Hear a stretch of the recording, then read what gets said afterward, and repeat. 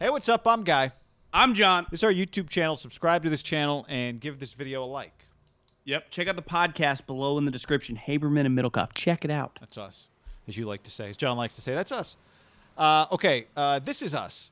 Sims and Shanahan. In this case, Sims and Ahmed Fareed talking about Kyle Shanahan. This is what he posted a video. In this video, one of the things he says about Shanahan is that over time, Kyle's always kind of just like quarterbacks. I tell you what to do, you go do it. But as time is going on, maybe he's seeing that he needs a quarterback that can do a little more shit, that can get him out of trouble by making a play on the field. And this is your reminder that when we talk about Chris Sims and Kyle Shanahan, the internet knows this well, they're very close friends, John. They share matching tattoos. Yeah. They play college football together at the University of Texas. The irony is, like, Kyle is a way bigger deal now than Chris Sims, right? He's a star head coach. Chris is just media member. At the time, think about when they became friends. Chris is the star quarterback. Yeah, Kyle Texas. is just walk-on wide receiver at Texas. I remember watching thinking, this guy's pretty good. Remember Gruden drafted him? They're close.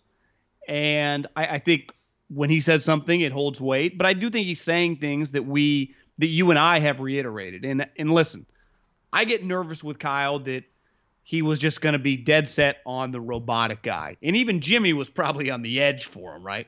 Jimmy was the rebel. Jimmy was like his like Nirvana. Like, I'm really going on an edge here. And it was driving him nuts. And then to me, once Jimmy got hurt and they went through the season, and we've hammered this point home over and over and over again, I do think you're influenced as a coach when you play a team and you see it up front. It's when you evaluate players, you're by yourself or you're with your offensive staff or defensive staff or your coaching staff or your GM or whatever.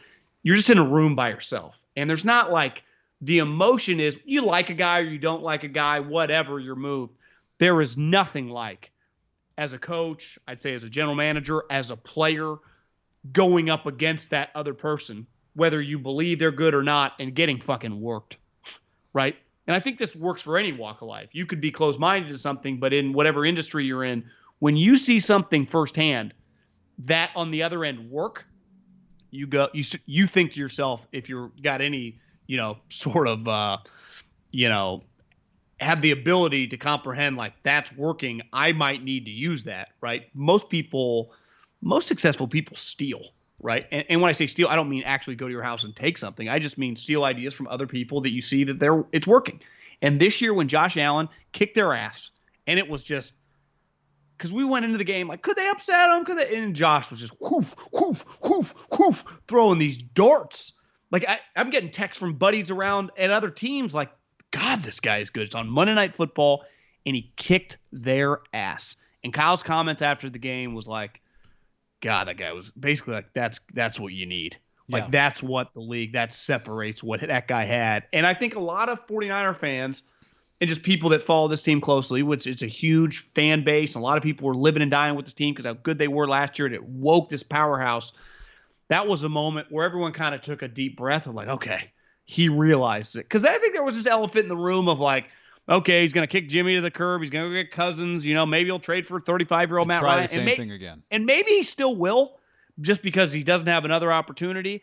But he said it. He said it, and is one of his best friends in football that he's known.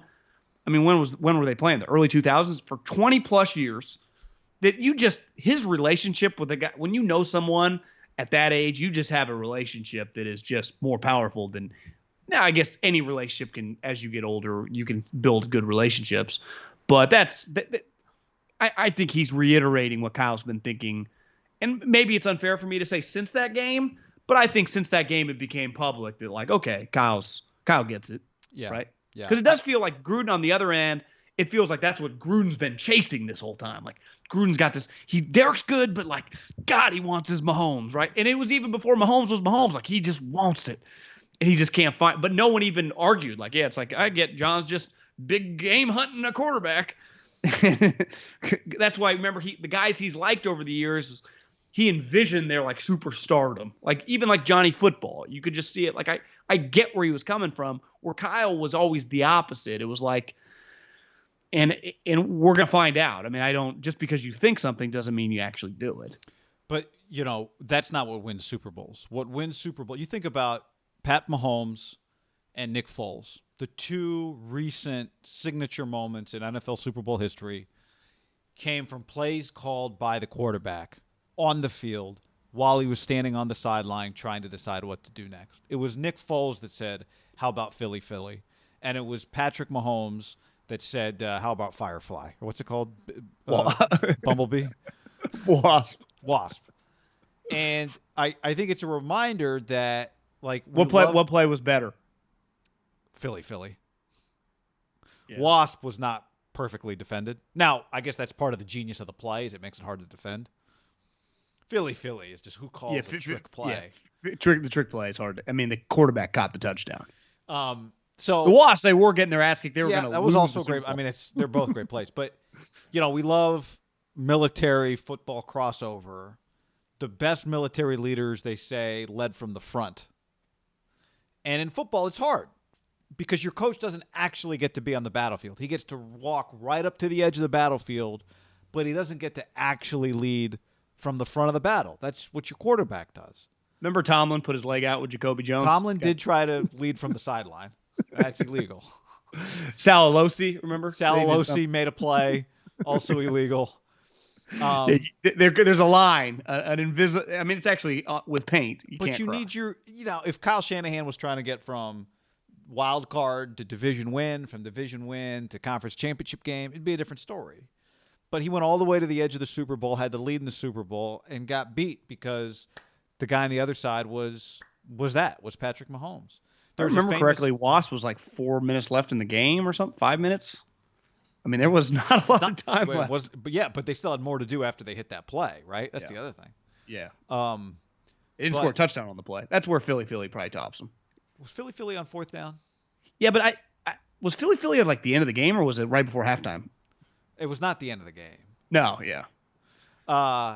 I just remember Philly. Philly was on fourth down, I think. Yeah, I like it better. Do you like it better as Philly or Philly special? I kind of like it as Philly. I like it Philly special, but I just think regardless, it kind of resonates. I like Firefly more than Wasp. Firefly's a good play call. We should get that. Because Firefly feels a little more Kansas City Chiefs than Wasp. Like they're just firing and flying. Firefly, yeah. There's a famous military general whose name is Curtis LeMay, who became really famous for like fire bombing campaigns in World War II, things that caused incredible devastation. But one of the stories was like they had these bombers who were not hitting anything. And so he determined, well, we got to fly lower. And all the pilots were like, no, we're not going to fly any. If we fly any lower, we're going to get shot out of the sky. He was like, no, we're going to fly lower, and I'm going to fly in the first plane. Everyone's like, what? And they did it. And because they decided they were going to do some, instead of doing all these other techniques, they're just going to fly low and hit shit. And it worked. And it's like, in football, you think about the guys that win the championships, John. These are What team was that guy? What country was that guy from? He was on Team USA. Okay. Yeah. I'm with Air him. Force. But think about the guys that win the championships. These are not one-show ponies where it's the head coach is the superstar by himself. It's not. The quarterbacks ultimately have to make the plays when there are things that are out of the coach's control. And it's Brady and it's Mahomes, and it's in that game it was Foles, and it's the greats. I think the one thing that's not disputed, just think of the really famous coaches of our last, couple decades, right? Obviously Belichick needed Brady, right? Now we're going to find out, can he do it without him? I think he can if he just gets a competent quarterback. Whether he can get that guy, I don't know. But like, you give a great coach, with the greatest coach ever, Brady, it's over. You gave Andy Mahomes, what are they doing? 3 straight AFC championships, 2 straight Super Bowls. Like, they're just kicking everyone's ass. Tomlin's clearly a really good coach. When Ben is healthy, they are a powerhouse. Like, Ben in his peak, fucking walk-off throws to Santonio Holmes, winning Super Bowls. Like, they are a powerhouse. Pete Carroll, Mike Tomlin. You give Pete Carroll. Sean Payton. He's had 2 great quarterbacks. Say what you want about Leinart. Like, Leinart was a great college player. Kicked everyone's ass. Once Leinart left, they were great. They were really good, but they weren't quite winning the Natties. Gets to the NFL, gets Russell, kicking everyone's ass. You get it. Tom Coughlin. Eli got hot and played well. We talk about defense, we talk about run game, talk about all the bullshit. Listen, it matters. Like, it's a team game. But I'll never forget being in the NFL when we had Michael Vick, and I was like, God, I think he had that MVP year, and then the next year he didn't play as well, and Eli got hot. I started thinking, like, I don't know, man. I think we're fucking in trouble. And then he just started getting hurt, and you just saw, like, what you needed to win in the NFL. And Eli's kind of an outlier, but when he was hot, he just looked like a top 2 or 3 guy, right? It was like, Jesus.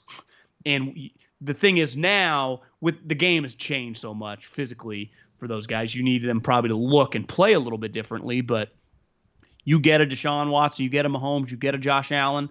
You just feel like if you're a Kyle type guy or a McVay type guy, an Andy, a Peyton, you go, we got a fucking chance.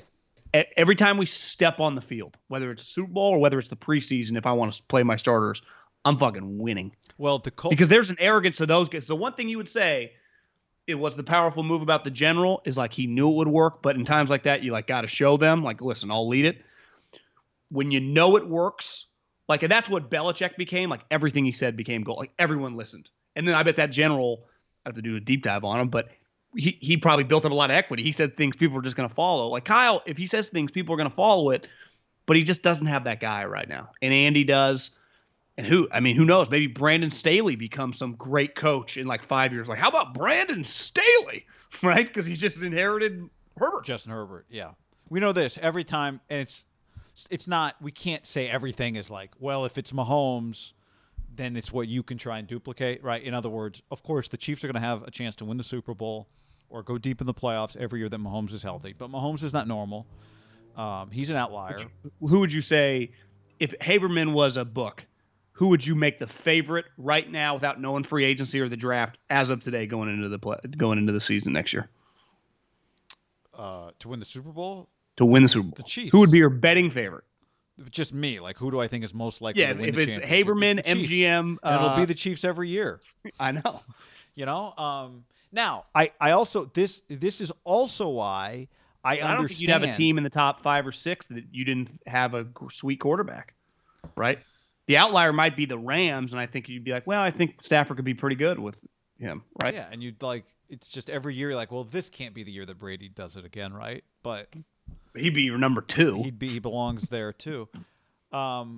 This whole conversation is also why you understand when you go, okay, you can't just upgrade over Jimmy for whatever if you don't think whatever is going to be able to win you the Super Bowl, right? This is where you go, well, does it make sense to upgrade to Sam Darnold if you don't think Sam Darnold's great? Like, does it make sense for the Niners to give something up to not get a great quarterback? No, it doesn't. So that's why it's quick aside on Sam Darnold. It feels like he's more likely to end up with like the Bears or the Saints, like a team that just doesn't have a quarterback. Like, why would it make even the Saints might be like, well, we'll just play with Jameis. He's been a better quarterback than Sam Darnold. I know. Honestly, it might make sense for the Jets to roll Sam Darnold back. Yeah, I mean, unless they just love one of these guys in the draft. Which I think I read yesterday. They're doing like a deep evaluate. Like, they're obviously not going to trade Sam Darnold until they pick a guy. Like, if they don't pick a guy, they're just going to keep Sam Darnold and pick a player. Right. It's actually a good position to be. Is a little Niners-ish. Again, the difference on Jimmy is you roll back with Jimmy and let's say you sign, whoever, just some veteran player, Trubisky, to be like a $3 million backup or whatever. There is a risk of Jimmy just getting hurt again. Like, that's the curveball in Jimmy. Like, I don't think Brady, all these other quarterbacks we've mentioned, I don't think injuries. Like, if Jimmy just plays 16 games, even if he's middle of the road, I go, Niners can make the playoffs. But Jimmy might disappear for like a month and a half. You can't have him get hurt week 2 and waste your season again. Oh, he's got turf toe. You're like, oh my God. Like, Jimmy's injury, if you told me next year, like, what would be a Jimmy injury? I'd be like, a bruised shoulder. That would be the argument if you're the Texans to just wait. Like, let's wait till week 1. Let's let Deshaun sit out week 2. Maybe something crazy happens and people get really desperate.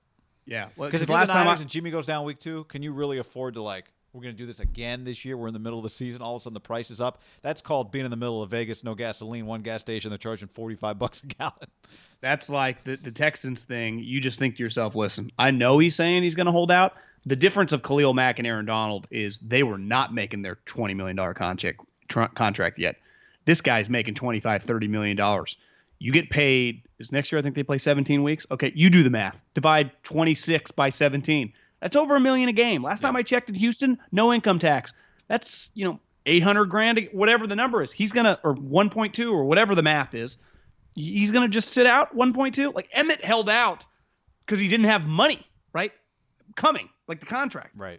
People don't hold out when they have the max contract just because they hate you, right? That is the kind of the curveball the Texans have. Like, you're not making rookie wages Deshaun anymore. could argue, I because of that contract, I have money. I have more money than he probably has more money now than Emmett ever had.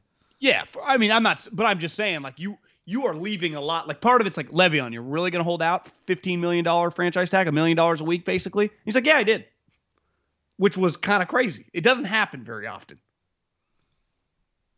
Held out franchise tag. Looking back, that's pretty nuts. It is. The second time, at a huge number. It kind of feels like if they don't trade him by the draft, then they're holding on to him. And there's a whole other conversation, but then they're holding on to him until the season starts at least. You would think, yes.